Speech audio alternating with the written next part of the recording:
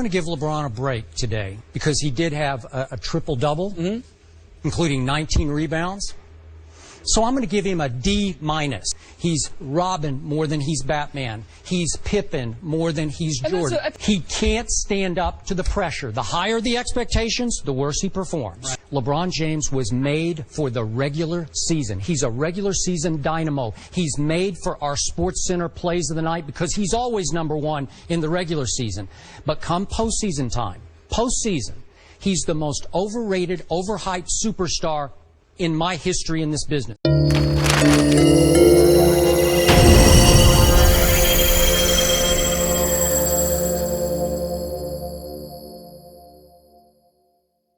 The thing about creating narratives, or allowing someone else's narrative to be embedded in your psyche, is that a lot of people become prisoners to that initial presented narrative.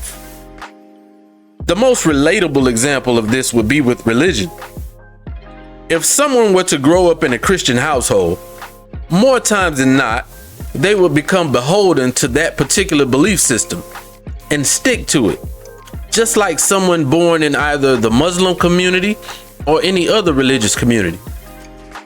Now, some people may think that that particular example is a bit extreme for this topic, but honestly, it's really kind of one and the same. A softer example would be some of these conspiracy theories. We've seen an uptick in conspiracy narratives created from the likes of QAnon and InfoWars with Alex Jones. A friend of mine, not even a week or so ago, came to me and said that President Barack Obama was a gay man, he killed his gay lover, Michelle Obama was a man, and their 2 children were clones. I literally burst out laughing in his face because I couldn't believe that he was seriously telling me this. So I proceeded to repeat exactly what he said directly to his face so that he can hear it coming from my mouth. Now I did this hoping that he would listen to me say this and understand how crazy and ignorant that these comments sounded.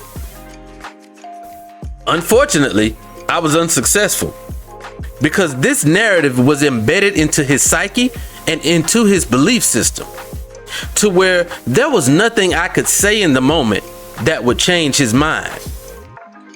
For some strange reason, people believe that if they change their mind on a narrative or thought process that they believe so strongly in, that it shows them to be less of a person or somewhat weak-minded. Personally, I believe in the opposite direction. I believe that shows the strength of a person who can evolve their opinions or thought processes once they attain concrete or rock solid information. Switching gears to the main topic at hand, LeBron James. From his first game against the Sacramento Kings to present day, he's been nothing short of spectacular as well as exceeding expectations. Over the course of his NBA career, there has been all kinds of narratives about LeBron. LeBron can't shoot. LeBron is not clutch. LeBron is a crybaby. LeBron doesn't have killer instinct. LeBron will never win an NBA title. And that's just to name a few narratives, right? These things have been repeated over and over and over and over again. So much so that if you never knew the truth or actually watched LeBron James touch a basketball court, you'd probably listen and believe that this is probably one of the worst players to ever touch a basketball. To this very day, many people continue to quote these different narratives as fact. I'm in a good mood today, so I feel like entertaining some of this ignorance. We'll start with LeBron can't shoot. LeBrick. That's what they called it, right? First off, I'll be completely honest. Upon entering the league, his jump shot wasn't his strongest attribute. The San Antonio Spurs took advantage of this against that first Cavs team that he dragged to the finals. I won't go over the roster. Over the course of his career, he has a true shooting percentage of 58.8%. In comparison to Michael Jeffrey Jordan, 56.9%, Kobe Mamba Bryant, 55%, and we'll just add Kevin Durant for fun, who has a true shooting percentage of 61.8% over the course of his career. Now, if you believe that he can't shoot, why is his true shooting percentage second highest among players who are considered great shooters and scorers? I'll keep moving. Moving right along with this clutch nonsense, right? To allow yourself to say that LeBron James isn't clutch, it's just like quoting one of those ignorant conspiracy theories. You look stupid doing it. The person who is considered the most clutch player ever has 9 buzzer beaters in his career, with only 3 coming in the playoffs. LeBron James has 7, with 5 of those coming in the playoffs. If I'm not mistaken, I heard that the playoffs is where it really counts, right? But I guess the rules change depending on who we're talking about here. Finally, I'm going to touch this killer instinct nonsense as well. First and foremost, just because you show up to the gym and take more shots than everyone in the building, that doesn't make you a killer or give you the title of having the killer instinct. For over a decade, we watched LeBron James torture the NBA. It was so evident so early in his career that general managers literally put together teams of stars centered solely around stopping LeBron James' trajectory. The man went to the NBA Finals 8 years straight. It got so bad that they started naming other cities after him. Of course, we're all familiar with LeBronto, right?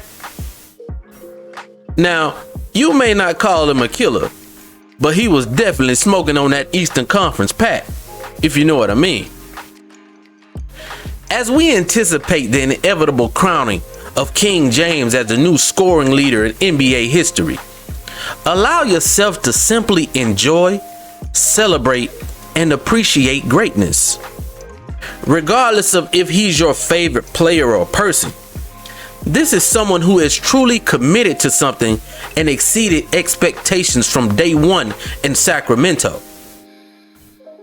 Much love and respect to all the greats and ancestors that have built the path before us. May the next generation be greater tomorrow than we are here today. But for now, the king reigns supreme. Deuces. You need one stop.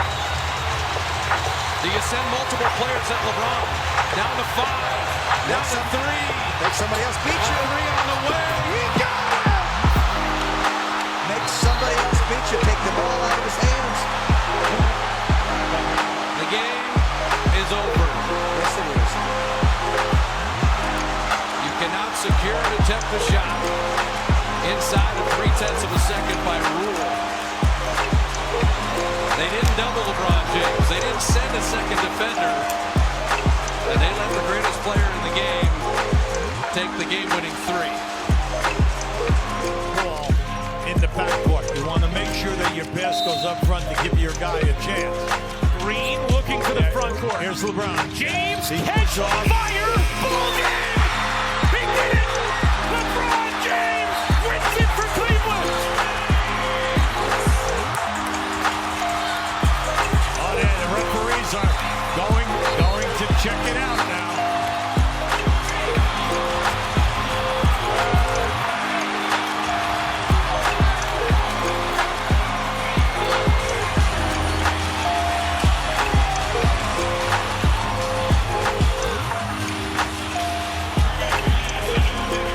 The perfect finishing touch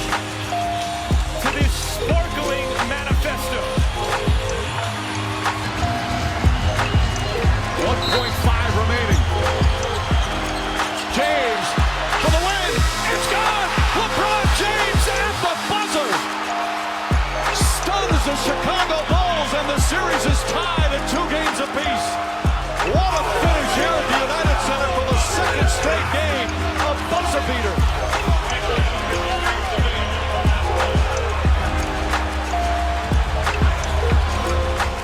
James, who has struggled with his jump shot throughout the playoffs, nails it from the corner.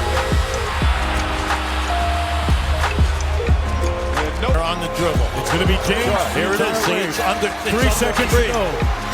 Throws up the floater. Oh, good night, Cleveland. That is for you.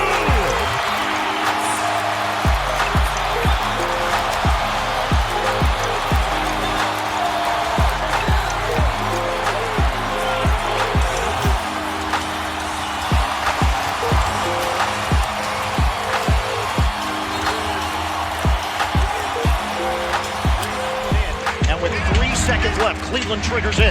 James, 2 seconds, 1 second for the win. Oh! LeBron James delivers. That's a winner in Cleveland.